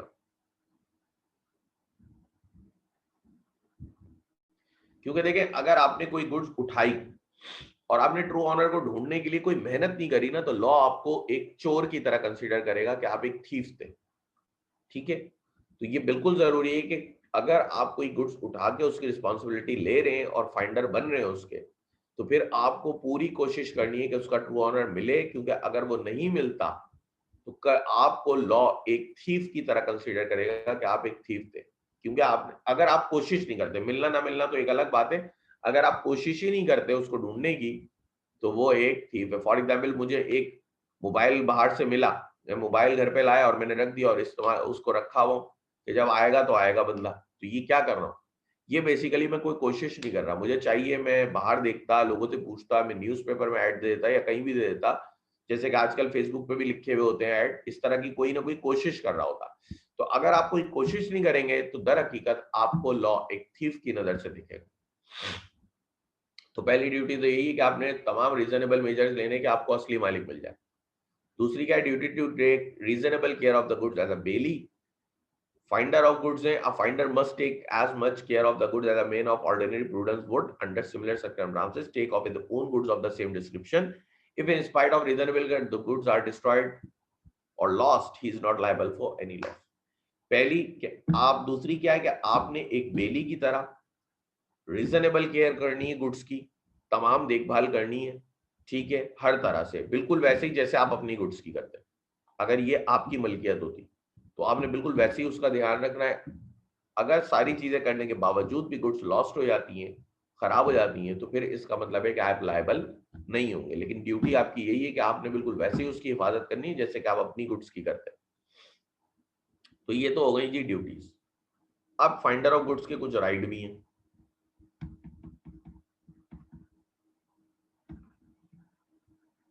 पहला राइट तो यही है कि भाई अपने पास पोजीशन रिटेन रखें जब तक के ट्रू ऑनर ना मिल जाए, ट्रू ऑनर के अलावा आप किसी को भी गुड्स का पोजीशन नहीं देंगे। पहला राइट तो यही हो गया, ठीक है। पहला राइट क्या हो गया?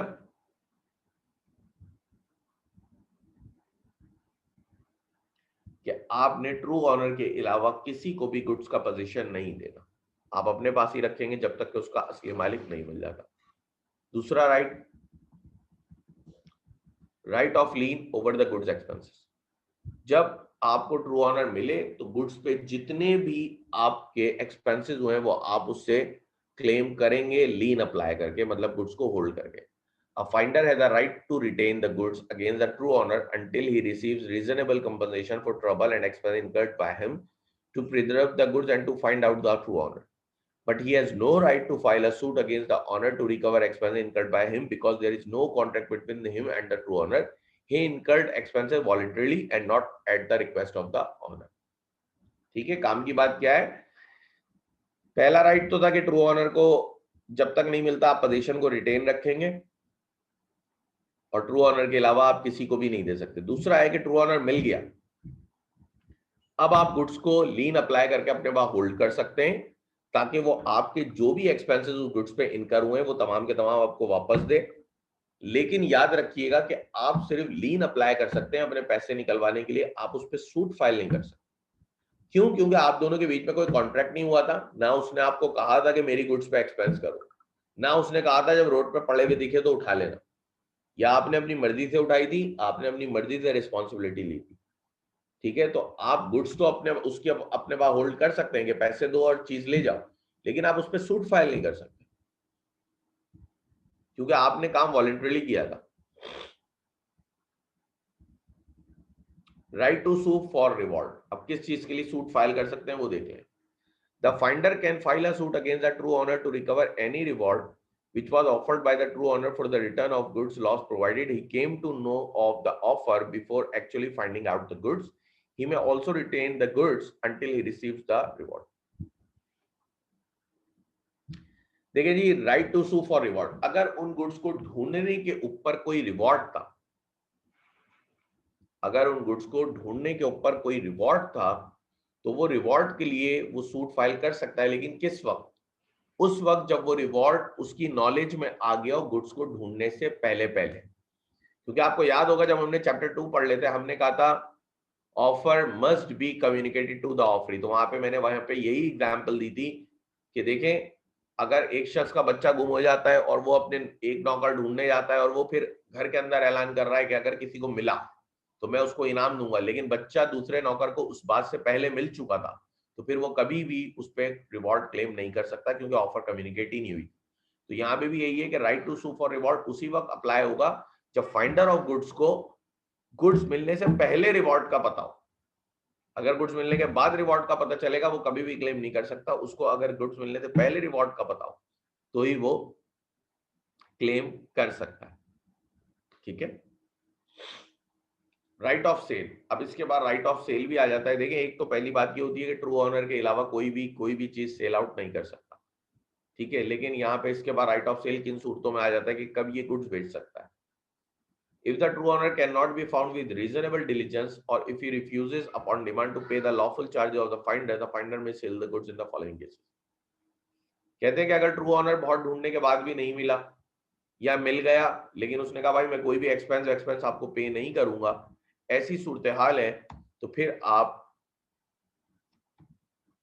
सूट वगैरह फाइल गुड्स को सेल आउट कर सकते हैं इन केसेस के अंदर। पहला, when the thing is in danger of perishing or losing the greater part of its value, जबकि वो गुड्स इस तरह की हो कि वो पेरिशेबल नेचर की हो, खराब होने वाली हो, जल्द से जल्द बहुत कम उनकी लाइफ शेल्फ लाइफ हो। दूसरा, वो अगर खराब ना हो तो वो अपना बहुत बड़ा एक ग्रेटर वैल्यू खो दे पार्ट की।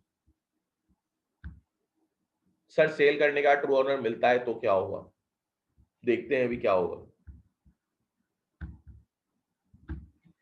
ठीक है, पहला, when the things is in danger of perishing or losing the greater part of its value, या तो गुड्स पेरिशेबल नेचर की हो, शेल्फ लाइफ बहुत कम हो और उसके बाद वो जो है वो खराब होने का खतरा हो या वो वैल्यू अपनी खोने का खतरा हो तो भी वो सेल आउट कर सकता है। दूसरा, when the lawful charges of the finder in respect of the thing found amount to 2/3 of its value,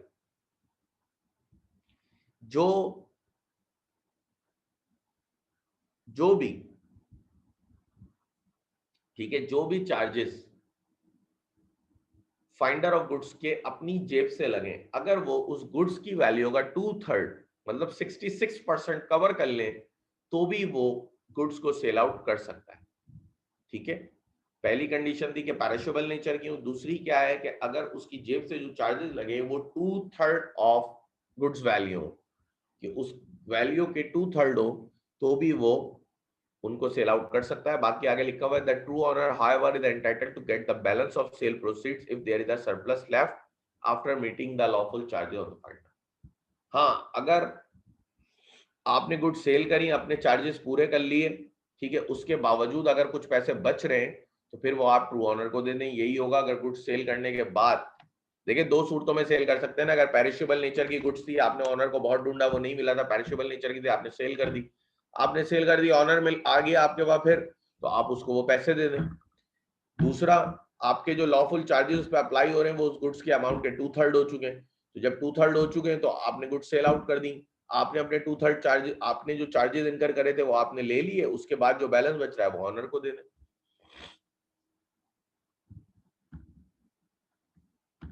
clear है यहां तक? तो नेक्स्ट हम टॉपिक पे चलते हैं, प्लेज और पॉन।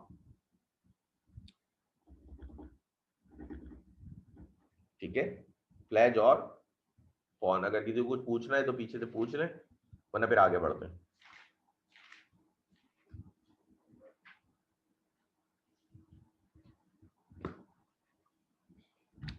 चलें, प्लेज कह लें या पॉन कह लें, द बेलमेंट ऑफ, ये भी बेलमेंट की एक स्पेशल काइंड होती है, ठीक है, लेकिन इसकी कुछ अलग स्पेशल कैरेक्टरिस्टिक्स हैं, इसको इसलिए हम थोड़ा अलग से पढ़ रहे होते हैं, लेकिन होती ये भी दर हकीकत एक बेलमेंट ही है। ठीक है, the bailment of goods as security for a payment of debt of or performance of a promise is called pledge. Pledge के मायने आपको उर्दू में पता होंगे, गिरवी रखना या रहन रखना किसी के पास कोई भी चीज। तो bailment of goods as security for payment of a debt और performance of a promise is called pledge. कि अगर आप किसी के पास कोई चीज बेल्ड करा रहे हैं एज अ सिक्योरिटी, पेमेंट की सिक्योरिटी के लिए या परफॉर्मेंस की सिक्योरिटी के लिए, तो हम उसको कहते हैं कि यह आपने प्लेज करा दिया। ठीक है, ये आपने प्लेज की ये चीज। जैसे कि नॉर्मली होता है ना, आप किसी को गोल्ड रखवाते हैं और उससे पैसे उधार ले लेते हैं, वो बेसिकली आप प्लेज कर रहे होते हैं। नहीं, ये मॉर्गेज नहीं होता, मॉर्गेज इमूवेबल प्रॉपर्टी का होता है, प्लेज हमेशा मूवेबल प्रॉपर्टी का होता है। ठीक है, तो ये फर्क है दोनों में।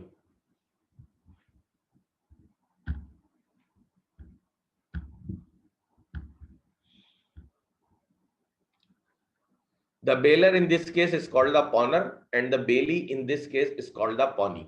अब इस केस में क्या होगा भाई कि जो बेलर है आपका वो पॉनर बन जाएगा या प्लेजर बन जाएगा, या बेली जो है वो आपका पॉनर पॉनी या प्लेजी बन जाएगा।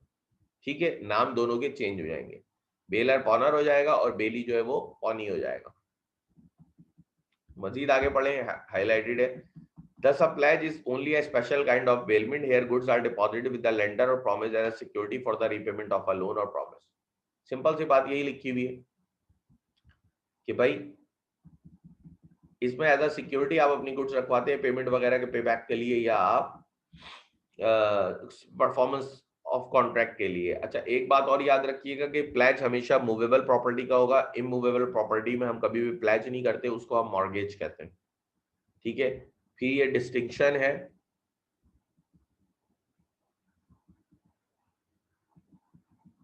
इसको थोड़ा सा देख लेते हैं। एज टू पर्पस, बेलमेंट और प्लेज में डिफरेंस क्या क्या है, जिसकी वजह से हम प्लेज को अलग से थोड़ा पढ़ रहे होते हैं। पहला, as to purpose, pledge is the bailment of goods for a specific purpose to provide a security for a loan or the fulfillment of an obligation।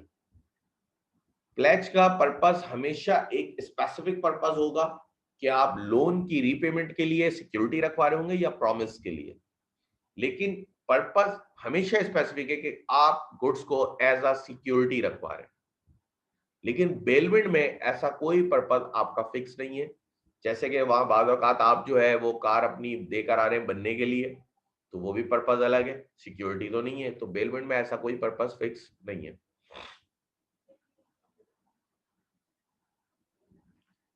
As a right, as to right of sale, in case of pledge, the pledgee has a right to sell of the goods pledged on default after giving notice to the pledger, but there is no such right of sale to the bailee in case of bailment. ठीक है जी, कह रहे हैं कि right to cell भी, right of cell भी होता है प्लेजी के पास. क्यों? क्योंकि उसको गुड्स प्लेज कराई गई थी. अगर आप पेमेंट वगैरह नहीं करते या परफॉर्मेंस नहीं करते, डिफॉल्ट करते हैं, तो वो आपको नोटिस देके भी आपकी गुड्स सेल आउट कर सकता है. लेकिन बेलमेंट की सूरत में ऐसा नहीं है. आपकी गुड्स कभी भी सेल आउट नहीं हो सकती हैं, रिटेन हो सकती हैं लीन अप्लाई करके, लेकिन सेल आउट नहीं हो सकती. as to right of using the goods. In case of pledge, the pledgee has no right of using the goods pledge, while no such restriction exists for a bailee in case of bailment if the nature of transaction so requires. देखें जी, प्लेजी में, pledge के case में क्या है कि आप कभी भी गुड्स को यूज कर ही नहीं सकते. फुल एंड फाइनल है, रिस्ट्रिक्टेड है, कभी भी गुड्स को आप यूज नहीं कर सकते. लेकिन बेलमेंट में ऐसी कोई रिस्ट्रिक्शन नहीं है. अगर ट्रांजेक्शन कहती है तो आप यूज ना करें, ट्रांजेक्शन नहीं कहती तो आप यूज भी कर सकते हैं. ठीक है, तो ये 3 मेजर डिफरेंस हैं जो इन दोनों में पाए जाते हैं. राइट्स पे आ जाते हैं पॉनी के. अब इसमें भी यही होगा, जो पॉनी के राइट्स होंगे वो पॉनर की ड्यूटीज होंगी. ठीक है, बिल्कुल ऐसे ही होगा. Right of retainer. The pawnee has the right to retain the goods pledge until his dues are paid. He has the right to retain the goods pledge not only for the payment of the debt or performance of the promise, but for the interest due on the debt and all necessary expenses incurred by him of the position for the preservation of the goods pledge. Thus, this right may be termed as the pawnee right of particularly. ठीक है, पहली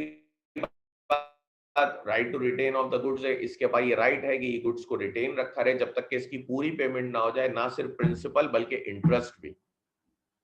अगर आपने किसी को security रखवा के उससे पैसे लिए थे तो उसने सवाब के लिए तो नहीं दिए होंगे ना, वो इंटरेस्ट भी हो सकता है उसने लिया आप पे.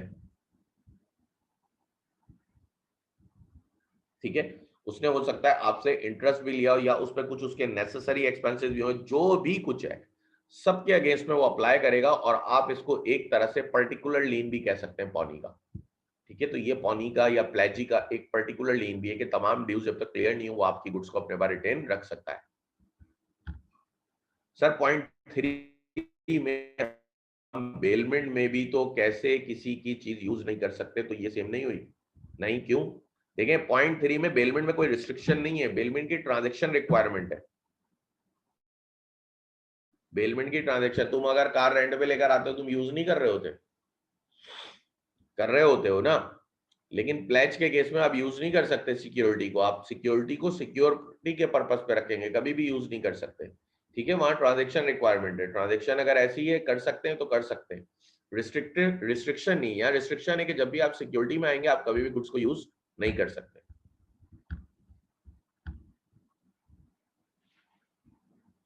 ठीक है जी, पर्टिकुलर लीन हो गया. नेक्स्ट आ जाए, right of retainer for subsequent advances. ठीक है,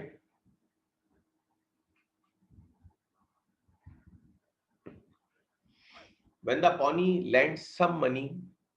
lends money to the same debtor after the debt of pledge without any further security.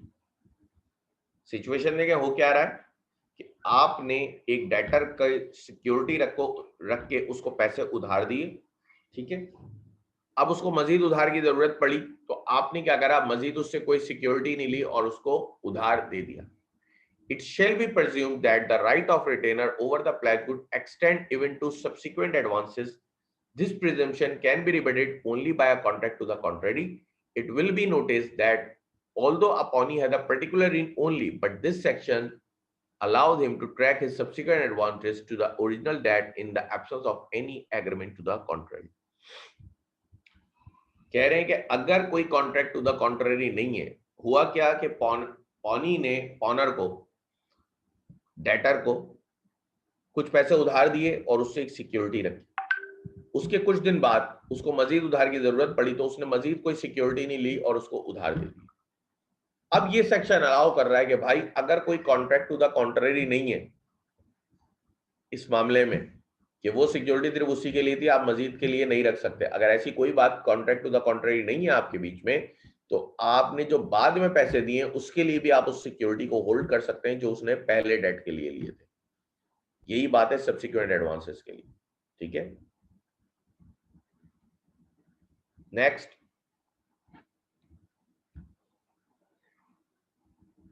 हाँ, एक तरह से ये सेक्शन उसको जर्नल लीन ही अप्लाई करवा रहा है। आप देखें यही बात इसमें लिखी हुई भी है, मैं आपको दिखा देता हूं। This presumption can be repeated only by a contract to the contrary. It will be noticed that although a pawnee has a particular name only, but this section allows him to track his subsequent advantage to the original debt in the absence of any contract to the contrary. ठीक है, कह रहे कि वैसे तो उसका particular लेन है, लेकिन ये सेक्शन उसको अलाउ कर रहा है कि अगर कोई सब्सिक्वेंट एडवांस भी उसने दिया हुआ है तो उसके लिए भी वही वाली सिक्योरिटी को होल्ड कर सकता है। अगला, right to extraordinary expenses. The pawnee also has the right to recover from the pawner extraordinary expenses incurred by him for the preservation of the goods pledged, but he cannot retain the goods if such expenses are not paid. He has only a right to sue the pawner for recovery of such orders. Same है जो हम पहले पढ़कर आ रहे थे baler के case में, कि देखें जी कोई एक्स्ट्रा ऑर्डिनरी एक्सपेंस हुआ है तो उसके लिए भी पॉनी का ये राइट है कि वो पॉनर से रिकवर करे, लेकिन उसके लिए वो सूट फाइल कर सकता है, गुड्स को कभी भी होल्ड नहीं कर सकता। ठीक है, अगर उसने कोई एक्स्ट्रा ऑर्डिनरी एक्सपेंस करा है, वो जो गुड्स उसने सिक्योरिटी के तौर पे ली थी उसकी प्रिजर्वेशन के लिए, तो सीधी सी बात है वो उसके लिए सूट तो फाइल कर सकता है लेकिन कभी भी गुड्स को होल्ड नहीं कर सकता। Right to sue the pawnor or sell the goods on default of the pawnor. Pawnor पे राइट सू करने का या गुड्स को सेल करने का अगर पॉनर डिफॉल्ट करता है तो। Where a pawner makes default in payment of debt और परफॉर्मेंस ऑफ द पॉनर, आपको समझ गए ना, वही है जिसने पैसे वगैरह लिए हुए, क्योंकि पॉनी ने तो आपके पास क्या करा हुआ है, गुड्स को प्लेज किया हुआ है। Where a pawner makes default in payment of the debt or performance of the promise, the pawnee may exercise either of the following rights. देखिए जी, अगर पॉनर जो है वो डिफॉल्ट कर देता है गुड्स में, डिफॉल्ट कर देता है पेमेंट में या परफॉर्मेंस नहीं कर पाता प्रॉमिस की, तो पॉनी के पास अब जो राइट है उनमें से कोई भी एक वो कर सकता है एक्सरसाइज। पहला, he may bring a suit against the pawner for the recovery of the amount due to him and retain the goods pledged as a collateral security. वो पॉनर के ऊपर सूट फाइल करे और उसकी गुड्स को होल्ड करा रहे एज अ कोलेटरल सिक्योरिटी। ठीक है, उसके ऊपर सूट फाइल करे रिकवरी के लिए या उसकी गुड्स को होल्ड करे एज अ कोलेटरल सिक्योरिटी के तौर पे, या he may himself sell the things pledged after giving to the pawner a reasonable notice of his intention. या वो पॉनर को एक रीजनेबल नोटिस दे कि भाई अगर तुमने पेमेंट नहीं करी तो मैं तुम्हारी गुड्स को सेल आउट कर दूंगा, और फिर वो गुड्स को सेल आउट कर दे। ठीक है,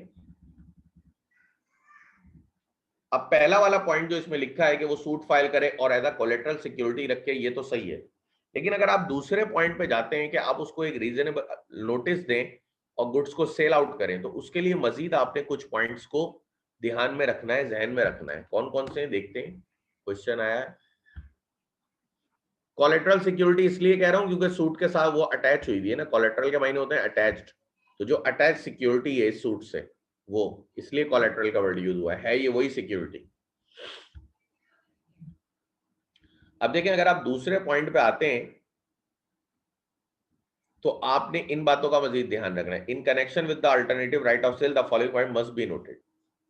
पहले वाले पे अगर आप चले आते कि सूट फाइल करके कोलेटरल सिक्योरिटी रख लें वो तो खैर है, लेकिन अगर आप राइट ऑफ सेल पे आते हैं तो फिर आपने इन बातों का ध्यान रखना है। पहली, the requirement of a reasonable notice is statutory obligation and can not be waived by agreement. A sale without notice is void not standing with any contract to the contrary. कह रहे हैं कि रीजनेबल नोटिस जो आपने उसको देना है कि अगर आपने मेरी गुड्स नहीं दी तो मैं, आपने मेरी पेमेंट नहीं की तो मैं आपकी सिक्योरिटी सेल कर दूंगा, ये नोटिस देना एक स्टैट्यूटरी ऑब्लिगेशन है जिसको आप किसी भी कॉन्ट्रैक्ट के थ्रू हटा नहीं सकते। फॉर एग्जांपल, आप जब गुड्स प्लेज करी थी तो वहां पे ये नहीं लिख सकते थे कि देखें जी अगर आपने पेमेंट नहीं करी तो मैं आपकी गुड्स, आपकी सिक्योरिटी बिना नोटिस के सेल आउट कर दूंगा, यह आप नहीं लिख सकते थे। लॉ ने रिस्ट्रिक्ट कर दिया कि ये राइट कभी भी वेव नहीं हो सकता, नोटिस का क्लॉज हमेशा आपने नोटिस देना है। ठीक है, ये स्टेच्यूटरी ऑब्लिगेशन है, ये कभी भी हट नहीं सकती। आपने राइट ऑफ सेल पे जाना है तो आपने पहले उसे एक रीजनेबल नोटिस देना है।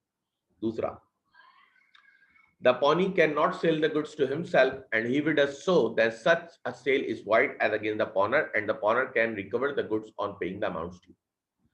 पॉनी कभी भी अपने आप को गुड्स सेल नहीं कर सकता कि वो बोले चलो यार मैंने सेल तो करनी है ना, गुड्स भी काम किए, मैं आगे सेल नहीं कर रहा, अपने पास ही रखा रहूंगा। नहीं, वो कभी भी उसको हम सेल कंसीडर नहीं करेंगे अगर वो अपने पास ही रखे रहे, क्योंकि अगर वो अपने पास रखे रहेंगे तो पॉनर के पास ये राइट होगा कि पॉनर कभी भी पैसे देके वो गुड्स अपनी लेके जा सकता है। ठीक है, तो कभी भी वो अपने आप को सेल आउट नहीं कर सकते, जरूरी है वो कि दूसरे को सेल करे।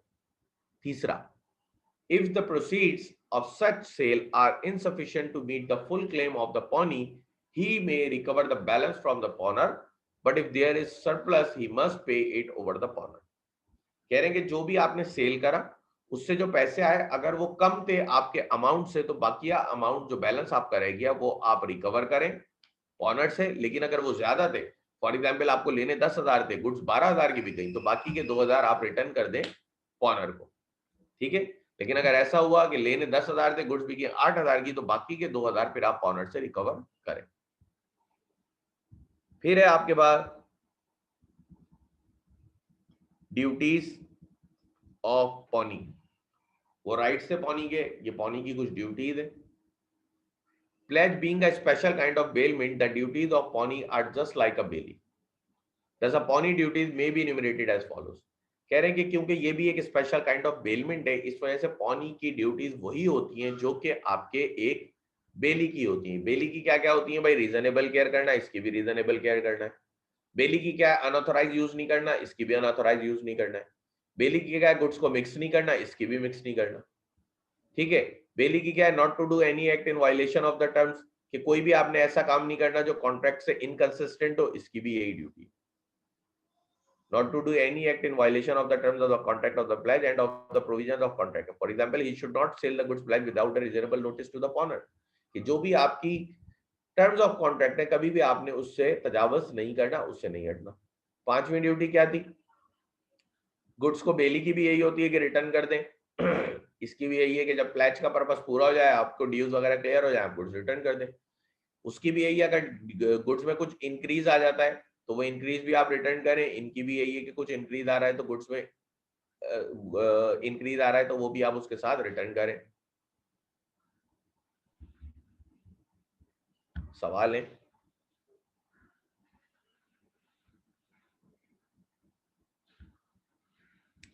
सर एग्रीमेंट तो खत्म हो गया है ना, पॉनर पेमेंट नहीं कर सका, पॉनी ने गुड रख ली। नहीं, वो गुड रख नहीं रहा भाई, रख ही नहीं सकता वो। या तो उसको रख तो सकता ही नहीं ना, रखने का मतलब तो ये कि वो अपने आप को सेल कर रहा है। एक तो ये कि वो रिटेन रखा हुआ है कि भाई पैसे दो पैसे दो पैसे दो, लेकिन अगर वो रिटेन नहीं कर रहा तो उसका फिर एक और राइट है कि भाई क्या करे, सेल आउट कर दे या सूट फाइल कर दे। अगर वो सूट फाइल कर रहा है तो अपने ऊपर कोलैटरल रखेगा उसी भी कॉन्ट्रैक्ट में। ये जो आप रखने की बात कर रहे हैं इसका तो मतलब है कि वो अपने आप को सेल कर रहा है। अपने आप को सेल तो वो कर ही नहीं, क्योंकि अगर आप गुड्स अपने पास रखे रहेंगे तो पॉनर के भाई ये राइट है कि वो कभी भी आके आपको पैसे देके अपनी गुड्स लेके चला जाएगा। ठीक है, इसलिए अगर आपको सेल का राइट एक्सरसाइज करना है तो आप उसको किसी दूसरे को ही सेल करेंगे।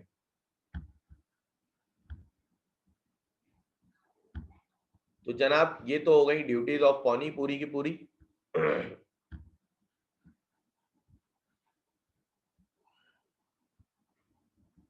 अच्छा, हम यहीं तक रखते हैं क्योंकि ये थोड़ा सा रह गया हमारा चैप्टर। इंशाल्लाह ताला नेक्स्ट क्लास में इसको एंड हो जाएगा ये।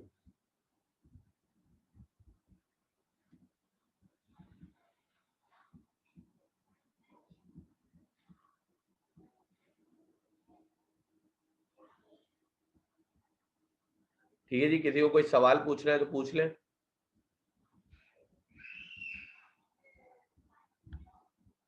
सर अगर फाइंडर ऑफ गुड्स का एक्सपेंस से कम में गुड्स सेल हुई तो वो बाकी रियल ऑनर से रिकवर कर सकता है? नहीं, नहीं कर सकता, क्योंकि रियल ऑनर ने उसको कहा नहीं था कि आप मेरी गुड्स पे एक्सपेंस करो। आपने वॉलंटरीली किया, आप दोनों के बीच में कोई कॉन्ट्रैक्ट नहीं हुआ। प्लेज में कॉन्ट्रैक्ट हो रहा है, वहां पे कोई कॉन्ट्रैक्ट नहीं हो रहा। एक गुड्स थी रास्ते में पड़ी हुई थी, आप नहीं उठाते, आपने खुद उठा ली।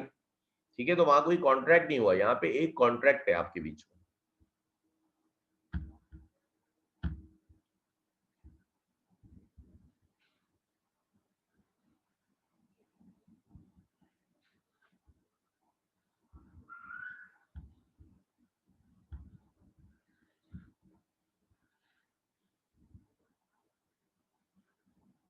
जी पूछे फवाद साहब, क्या पूछ रहे हैं?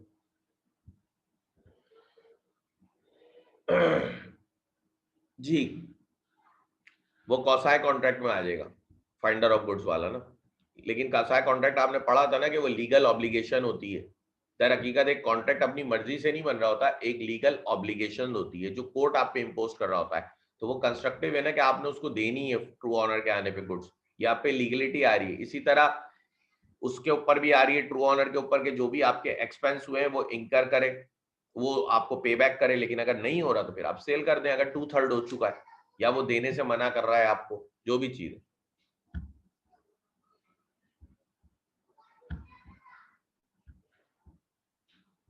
ठीक है जी, यहीं तक रखते हैं हम। इंशाल्लाह ताला नेक्स्ट में ये चैप्टर एंड भी हो जाएगा और हमारा last chapter contract of agency वो स्टार्ट भी हो जाएगा, और वो भी काफी बड़ा चैप्टर है। तो हमारा सबसे बड़ा पार्ट जो है पूरे कोर्स का कॉन्ट्रैक्ट एक्ट वो पूरा हो जाएगा। इसके बाद जितने भी पार्ट्स हैं वो ज्यादा बड़े नहीं है, छोटे छोटे हैं। तो इंशाल्लाह ताला हम खत्म कर लेंगे। अगली 2-3 क्लासों में एजेंसी का चैप्टर हमारा चलेगा, क्योंकि वो काफी बड़ा चैप्टर है। ये आखिर के 2 चैप्टर जो थे ये काफी बड़े थे। ठीक है जी, अल्लाह हाफिज।